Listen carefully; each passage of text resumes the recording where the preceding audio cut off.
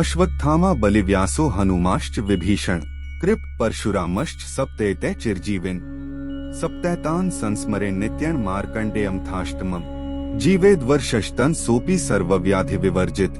अर्थात अश्वत्थामा, राजा बलि, महर्षि वेद व्यास, श्री हनुमान जी, विभीषण, मुनि कृपाचार्य और भगवान परशुराम ये 7 चिरंजीवी है। इन 7 के साथ ही मार्कंडेय ऋषि के नाम का जाप करने से व्यक्ति निरोगी रहता है और लंबी आयु प्राप्त करता है। ओम नमः शिवाय। दर्शकों, कहानी उन लोगों की जो हमेशा जीवित रहेंगे। कोई वरदान तो कोई शाप के कारण कभी मरेगा नहीं। ग्रंथों में हैं 7 चिरंजीवी ऐसे हैं जो अमर हैं और कलयुग के अंत में जब कल की अवतार होगा तब ये सब साथ मिलेंगे। ये 7 चिरंजीवी हैं अश्वत्थामा, बलि, महर्षि व्यास, हनुमान जी, विभीषण, कृपाचार्य और परशुराम जी। मित्रों, जब जब इस धरती पर पाप बढ़ा है तब तब भगवान विष्णु ने अवतार लिया है और दुष्टों का नाश किया है। भगवान विष्णु के अब तक 9 अवतार इस धरती पर हो चुके हैं।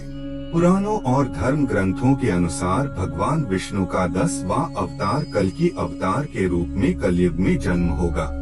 वहीं कलयुग में कल्कि अवतार की प्रतीक्षा में आज भी 7 महापुरुष जी रहे हैं। आज हम आपको बताएंगे कि वो 7 चिरंजीवी कल्कि अवतार से कब और कहां मिलेंगे। अंत तक बने रहिएगा। हनुमान जी। इन दिव्य पुरुषों की श्रेणी में पहला नाम हनुमान जी का आता है। हनुमान जी को माता सीता ने चिरंजीवी होने का वरदान दिया था और भगवान श्री राम से बजरंगबली को कलयुग के अंत तक धर्म और राम कथा का प्रचार करने की आज्ञा मिली थी। हनुमान जी के जीवित होने के प्रमाण आज भी कई जगहों पर मिलते रहते हैं। यह राम के काल में राम भगवान के परम भक्त रहे हैं। हजारों वर्षों बाद वे महाभारत काल में भी नजर आते हैं।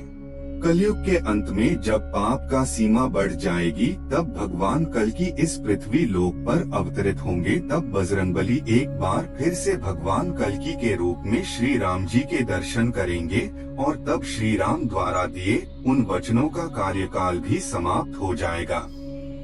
भगवान परशुराम राम के पूर्व हुए थे, लेकिन वे चिरंजीवी होने के कारण राम के काल में भी थे और आज कलयुग में भी है। आपको बता दें कि परशुराम जी पितामह भीष्म, कर्ण और गुरु द्रोणाचार्य के गुरु भी थे। पौराणिक कथाओं के मुताबिक भगवान कल्कि के गुरु भी परशुराम जी ही होंगे।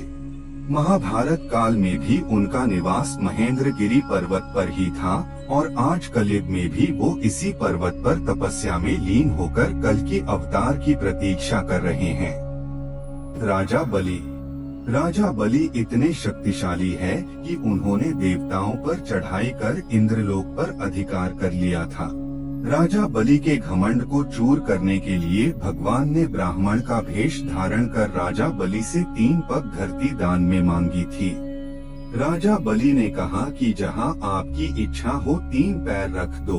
तब भगवान ने अपना विराट रूप धारण कर 2 पगों में तीनों लोक नाप दिए और तीसरा पग बलि के सर पर रखकर उसे पाताल लोक भेज दिया, जहां वो आज भी अपनी मुक्ति के लिए कल्कि अवतार की प्रतीक्षा कर रहे हैं। विभीषण। मित्रों, अब हम बात करेंगे चौथे चिरंजीवी लंका अधिपति विभीषण के बारे में। विभीषण प्रभु राम के अनन्य भक्त थे और रावण के छोटे भाई थे। इन्होंने राम नाम की महिमा जपकर अपने भाई के विरुद्ध लड़ाई में उनका साथ दिया और जीवन भर राम नाम जपते रहे। श्री राम ने उन्हें चिरंजीवी होने का वरदान दिया था। कलयुग में विभीषण कहाँ है, इस बात की तो जानकारी किसी को नहीं, लेकिन यह जरूर पता है कि उनका इस युग में भी होने का सिर्फ एक लक्ष्य है, जो है अपने प्रभु के अवतार कल्कि से मिलना। महर्षि व्यास। वेद व्यास जी ने 4 वेद ऋग्वेद, अथर्ववेद, सामवेद और यजुर्वेद का संपादन किया था। इनका पूरा नाम कृष्ण द्वैपायन है। इन्होंने 18 पुराणों की भी रचना की है। वेद व्यास ऋषि पाराशर और सत्यवती के पुत्र थे। महर्षि वेदव्यास बहुत बड़े तपस्वी होने के कारण आज भी कलयुग में भगवान कल्कि के दर्शन के लिए तपस्या में लीन होकर इंतजार कर रहे हैं।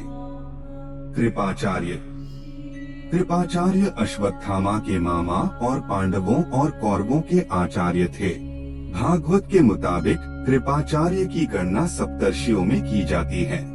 कहा जाता है कि वे इतने बड़े तपस्वी थे कि उन्हें अपने तप के बल पर चिरंजीवी रहने का वरदान मिला था। वहीं कुछ लोगों का मानना है कि उनकी निष्पक्षता के आधार पर उन्हें चिरंजीवी रहने का वरदान मिला था। कलयुग में कृपाचार्य अधर्म का नाश करने में कल्कि अवतार की मदद करेंगे। अश्वत्थामा कहा जाता है कि अश्वत्थामा भगवान शिव का इकलौता ऐसा अवतार है जिसकी पूजा नहीं की जाती। अश्वत्थामा गुरु द्रोणाचार्य के पुत्र हैं। अश्वत्थामा के माथे पर अमरमणि है और इसीलिए वह अमर हैं, लेकिन अर्जुन ने वह अमरमणि निकाल ली थी। ब्रह्मास्त्र चलाने के कारण कृष्ण ने उन्हें शाप दिया था कि कल्पांत तक तुम इस धरती पर जीवित रहोगे, इसीलिए अश्वत्थामा 7 चिरंजीवियों में गिने जाते हैं। माना जाता है कि वे आज भी जीवित हैं तथा अपने कर्म के कारण भटक रहे हैं। हरियाणा के कुरुक्षेत्र एवं अन्य तीर्थों में उनके दिखाई देने के दावे किए जाते रहते हैं। तो मित्रों, आपने देखा कि 7 चिरंजीवी कलयुग में भगवान विष्णु के अवतार कल्कि से कब और कहां मिलेंगे। आज की इस वीडियो में बस इतना ही। हम उम्मीद करते हैं कि हमारी वीडियो के जरिए आपको आपके कई सवालों के जवाब मिल गए होंगे। अगर वीडियो पसंद आई हो तो लाइक और शेयर जरूर कीजिएगा। अगर आपने हमारे चैनल को सब्सक्राइब नहीं किया तो जरूर करिए।